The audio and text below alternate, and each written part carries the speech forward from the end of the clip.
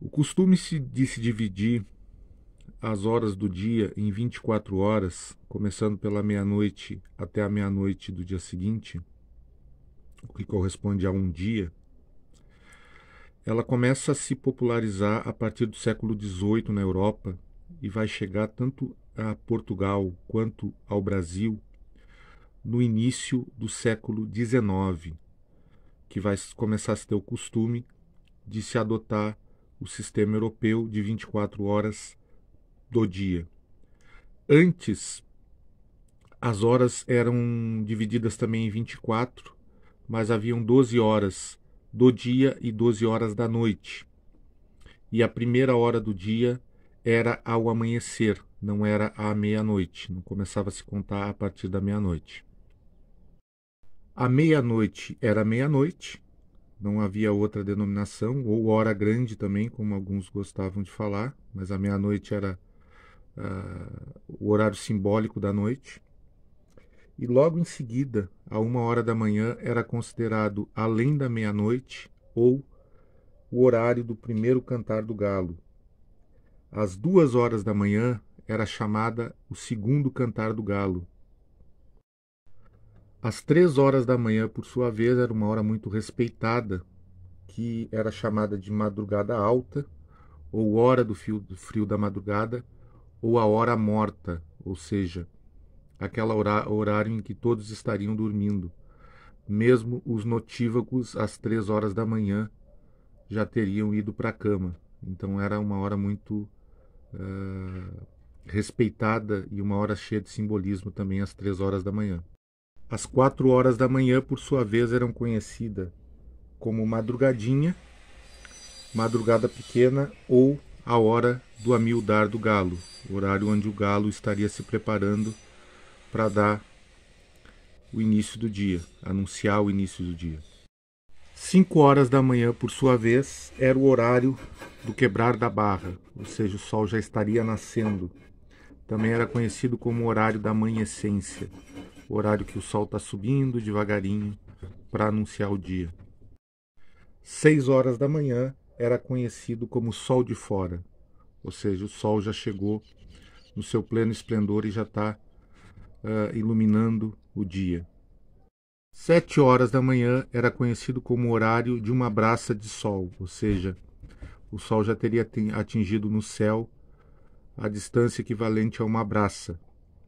Era também conhecido como hora do pastor, ou hora dos pastorzinhos, remetendo à antiga tradição portuguesa, principalmente, que era o momento em que os pastores levavam seus rebanhos às pastagens. 8 horas da manhã era o horário do sol alto. Era o horário que um dia já estava completamente em seu esplendor e a maioria dos trabalhadores, nas mais diversas ocupações e ofícios, estariam envolvidos em seus trabalhos. 9 horas da manhã era a hora do almoço. Almoço por quê? Porque isso em séculos bem passados, o almoço ele era realizado às 9 horas da manhã, era a principal refeição do dia, principalmente entre as populações mais pobres. Era uma refeição bem reforçada, que não era café da manhã. Tá? Às 6 horas da manhã normalmente se tomava algum tipo de bebida alcoólica para dar energia, mas logo que se acordava com o nascer do sol não se tinha o hábito de fazer uma refeição muito completa. A principal refeição da manhã, e acabava sendo a principal refeição do dia, era às 9 horas da manhã, em que principalmente nos meios rurais os trabalhadores paravam para fazer essa refeição, que normalmente ela costumava ser farta dentro das possibilidades. Então 9 horas da manhã era conhecida como horário do almoço. Tanto que em Portugal o café da manhã até hoje em alguns lugares é conhecido como pequeno almoço, tá? Mas o almoço original era às 9 horas da manhã.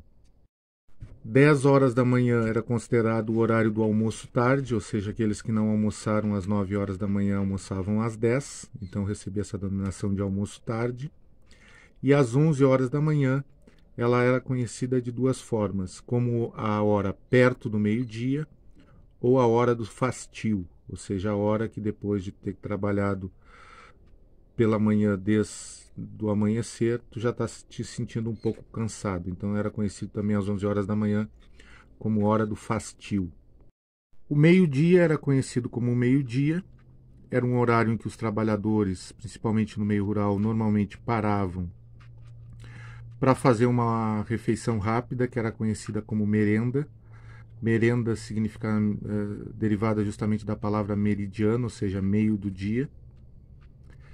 E o meio-dia, além de ser conhecido como meio-dia, pino do meio-dia, era também tradicionalmente, por uma tradição ibérica, portuguesa e espanhola, a hora da séstia. Isso porque antes o meio-dia corresponderia à sexta hora do dia. Então a hora sexta ou hora séstia ficou como aquele momento em que se parava para se comer uma refeição rápida, a merenda, e se descansar um pouco, dormir um pouco, para a labuta da tarde.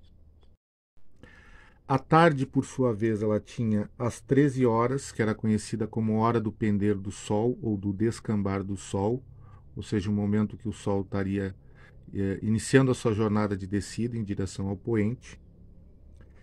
Às 14 horas eram conhecidas como hora da viração da tarde ou hora do refrescar, tá? Ou seja, que o sol não estaria mais tão a pino como foi às 11 horas da manhã, ao meio-dia e às 13 horas da tarde. Às 15 horas era conhecida como tarde cedo. Às 16 horas era conhecida como tardinha, de tarde ou tarde velha, ou seja, 4 horas da tarde já seria terminando a tarde quase que praticamente, mas não terminou a tarde ainda. Às 17 horas eram conhecidas como hora da roda de sol se pôr, ou hora do poente, ou seja, um momento que o sol já estaria iniciando o seu processo de desaparecimento no horizonte para iniciar a noite. E às 18 horas era conhecido como hora do pôr do sol, hora do poente, hora do sol se pôr, ou da forma mais tradicional devido à tradição religiosa, como hora da Ave Maria. Em alguns lugares, às 18 horas também eram conhecidas como hora do jantar. Isso porque durante o Brasil colonial e também em Portugal antigo, o jantar era realizado às 18 horas. Às 19 horas já estaria escuro e era o horário conhecido como alcafuz. Cafuz seria um termo antigo que existiu principalmente ao Brasil, no sentido de dizer que naquele momento inicial da noite, onde tu enxerga ainda um pouquinho da luminosidade do sol que está indo, tá? É bem o início da noite. Era conhecido também às 19 horas como noitinha e também como hora da raposa, ou seja, a hora que a raposa sai para atacar os galinheiros. As 20 horas eram conhecidas como boca da noite ou também noite cedo. Às 21 horas era conhecido como tarde da noite, noite velha ou hora de recolher, que normalmente às 9 horas da noite antigamente, isso tanto na Europa quanto nas Américas, 9 horas da noite era o horário de recolher, tá? O horário que as autoridades proibiam que transeuntes vagassem pelas ruas. Normalmente era esse horário, o horário de toque de recolher.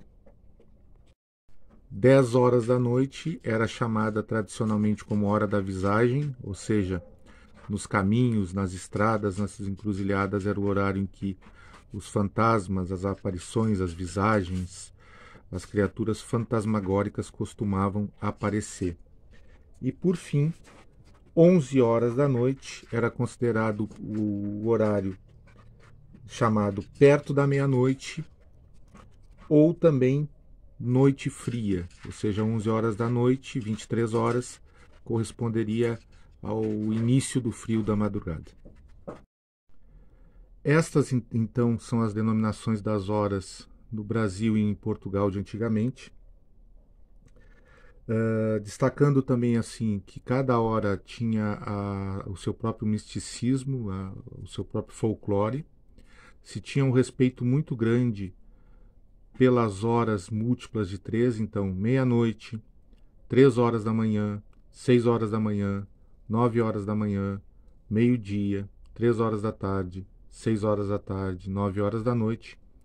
Eram horários especiais em que aconteciam coisas mágicas, assim, se tinha um respeito muito grande por esses horários. E a gente vai ter muito presente também na cultura e no folclore tanto de Brasil e Portugal e também de certa forma de todo mundo ibero-americano, a presença do galo, tá? Ele que determina as horas e tudo está ligado a ele. Então um galo que canta fora de horário, por exemplo, significa alguma coisa. Então a forma de marcação do tempo de antigamente ela tinha todo um ritual, toda uma forma especial, poética, única de ser marcada.